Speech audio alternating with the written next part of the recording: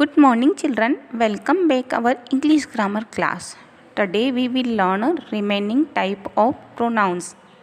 Next type is indefinite pronoun. So let's start. Indefinite pronoun जिसे हिंदी में अनिश्चयवाचक सर्वनाम भी कहते हैं. Now we will discuss about indefinite pronoun.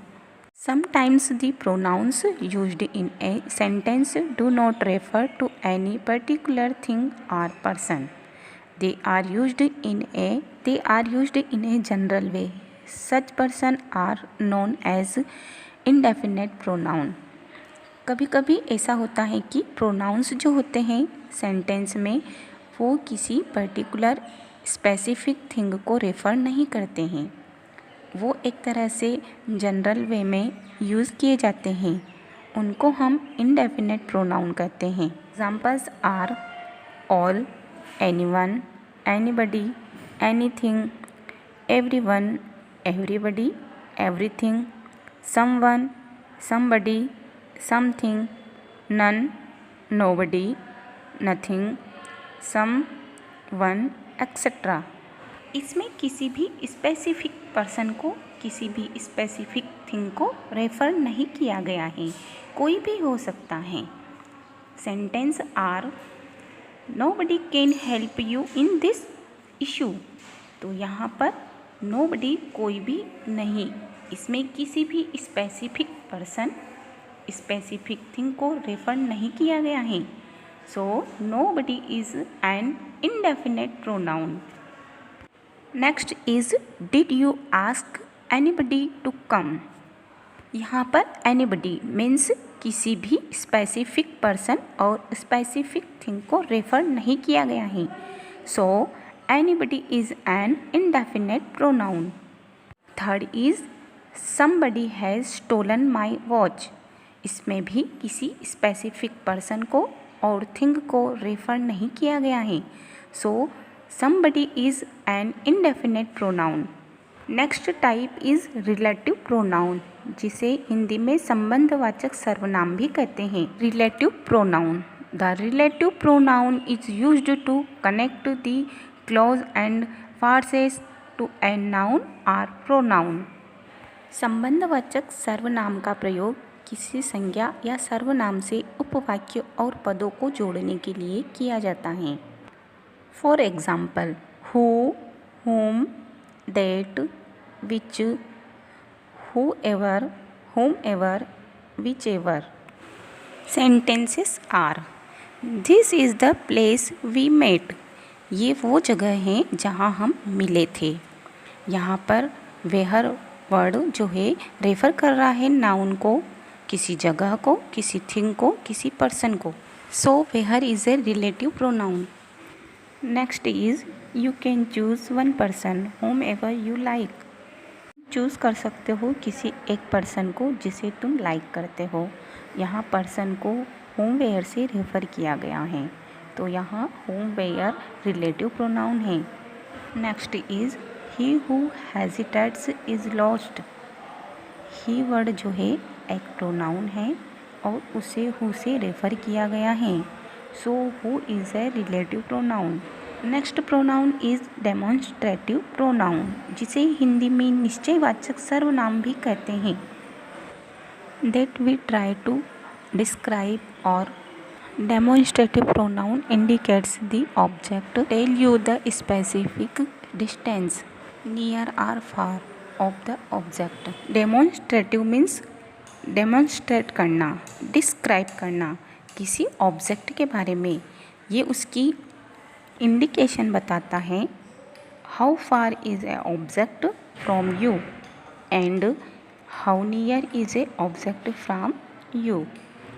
For example, अगर कोई ऑब्जेक्ट है और सिंगुलर है और आपके पास है और आप उसके बारे में कुछ डिस्क्राइब कर रहे हों, तो आप दिस वर्ड का यूज़ करेंगे. अगर वो ऑब्जेक्ट आपसे दूर है तो आप दैट यूज़ करोगे. सो लाइक प्लूरल के लिए एक से ज़्यादा ऑब्जेक्ट्स हैं और वो आपके पास हैं, आप उसके बारे में कुछ डिस्क्राइब कर रहे हो तो आप दिस यूज़ करोगे. और एक से ज़्यादा ऑब्जेक्ट्स हैं और आप उसके बारे में डिस्क्राइब कर रहे हों तो और वो आपसे दूर हैं तो आप दोज यूज़ करोगे। आइए हम इसके कुछ सेंटेंस देखते हैं। This is my book. Here this is a demonstrative pronoun. यहाँ बुक की बात हो रही है और बुक पास में है, इसलिए दिस का प्रयोग किया गया है। These are my books. पुस्तकें बहुत सारी हैं और पास में है, so here these are demonstrative pronoun. Next one is interrogative pronoun, जिसे प्रश्नवाचक सर्वनाम भी कहते हैं।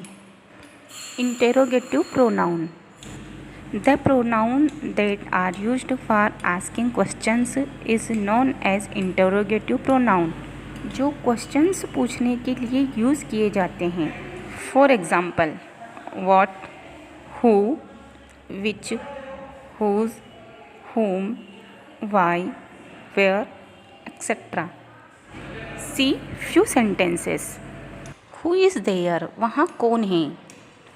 So here who word is an interrogative pronoun. What do you want? आप क्या चाहते हैं? Here what word is an interrogative pronoun. Next is which are your books? तुम्हारी कौन सी किताबें हैं? Next one is whom did you see? आप किसे देखते हो? Here whom word is an interrogative pronoun. Next one is distributive pronoun, जिसे वितरणवाचक सर्वनाम भी कहते हैं। Distributive pronoun, distributive pronouns are used to refer to pronouns और things one at a time. Distributive means वितरण।